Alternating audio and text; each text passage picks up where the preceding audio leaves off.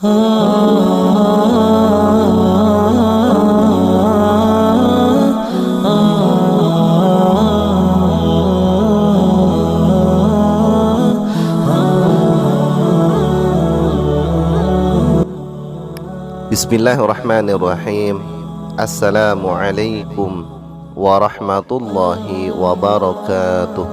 Pendengar yang budiman, Allah Subhanahu wa ta'ala adalah pencipta segala makhluk, baik yang ada di bumi maupun di langit, baik yang terlihat maupun yang tidak, bergerak maupun yang tidak bergerak. Semua itu adalah makhluk yang diciptakan serta menjadi bukti kekuasaannya. Allah Subhanahu wa ta'ala menciptakan segala sesuatu sesuai dengan kehendaknya dan tidak ada yang mustahil.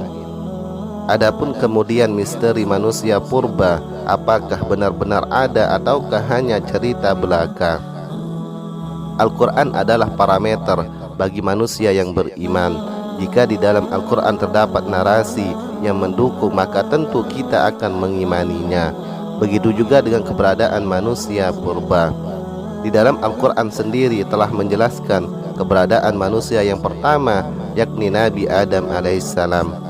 Tidak terdapat perbedaan para ulama mengenai manusia yang pertama adalah Adam alaihissalam.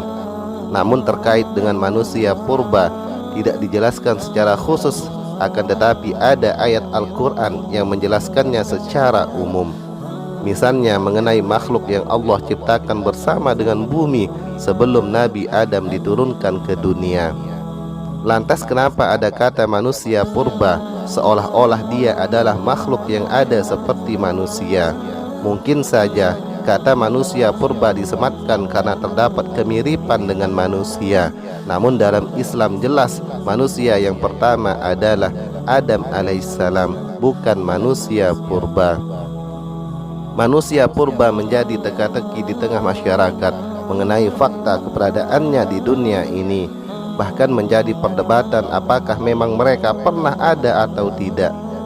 Allah Subhanahu wa ta'ala berfirman dalam Quran surah Al-Anbiya ayat 30. Dan apakah orang-orang kafir tidak mengetahui bahwa langit dan bumi keduanya dahulu menyatu, kemudian kami pisahkan antara keduanya, dan kami jadikan segala sesuatu yang hidup berasal dari air, maka mengapa mereka tidak beriman?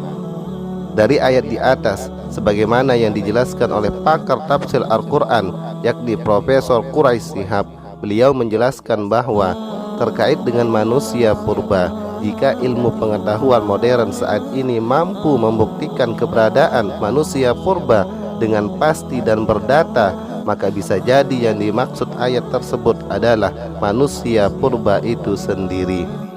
Sebaliknya, jika ilmu pengetahuan modern saat ini tidak mampu membuktikannya, maka manusia purba hanya sekedar teori dan hasil terkaan akal manusia saja tanpa bisa dibuktikan. Jadi dalam Islam, selama mereka mampu membuktikan keberadaannya, maka hakikatnya Al-Quran sudah menerangkannya lebih awal. Islam tidak membantah keberadaan manusia purba selama bisa dibuktikan keberadaannya.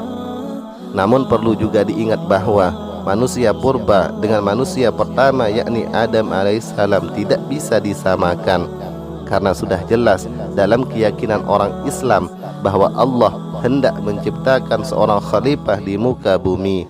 Hanya saja jika manusia purba dinamakan manusia, tidak lain karena kemiripannya saja. Banyak sekali teori-teori yang manusia temukan dan tidak bertentangan dengan Al-Quran. Bahkan Al-Quran sendiri sudah mengkonfirmasikannya jauh sebelum mereka menemukan pengetahuan tersebut. Itu adalah salah satu bukti kekuasaan Tuhan dan bukti kebenaran kitab suci Al-Quran. Manusia disuruh untuk mempergunakan akal yang Allah berikan untuk kemaslahatan manusia itu sendiri. Islam dan ilmu pengetahuan modern saat ini tidak pernah bertentangan, melainkan Allah Subhanahu wa ta'ala memberikan kisi-kisi kepada mereka melalui firman-Nya yang suci.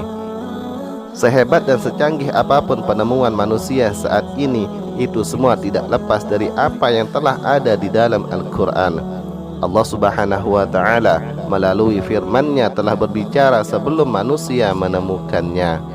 Maka kita tidak heran betapa banyak dari manusia yang berpindah keyakinan setelah meneliti kebenaran dari Al-Quran itu sendiri. Pada kesimpulannya mengenai manusia purba, jika memang keberadaan mereka benar-benar ada, itu tidak lain adalah makhluk yang Tuhan ciptakan sebagaimana firman-Nya dalam Quran surah Al-Anbiya ayat 30 tersebut. Perlu diketahui, kalaupun memang ada, kita tidak bisa menyamakannya dengan manusia, karena pada dasarnya manusia memiliki syariat yang harus mereka emban dalam kehidupannya. Sedangkan manusia yang pertama, Adam alaihissalam, memiliki kewajiban menaati perintah Allah dan tidak menyembah selain padanya. Itu semua kemudian diabadikan di dalam Al-Quran mengenai peristiwa penciptaan Adam alaihissalam. Sedangkan manusia purba tidak terdapat penjelasan yang menunjukkan bahwa mereka harus bertauhid kepada Allah atau perintah-perintah lainnya. Sebab itu manusia purba hanya sebatas perdebatan duniawi semata, dan sampai detik ini tidak ada yang mampu membuktikan keberadaannya. Pendengar yang budiman, demikianlah uraian singkat ini. Semoga bermanfaat dan menjadi tambahan pengetahuan bagi kita semua. Mohon maaf apabila terdapat kesalahan dan kekurangan. Wassalamualaikum warahmatullahi wabarakatuh.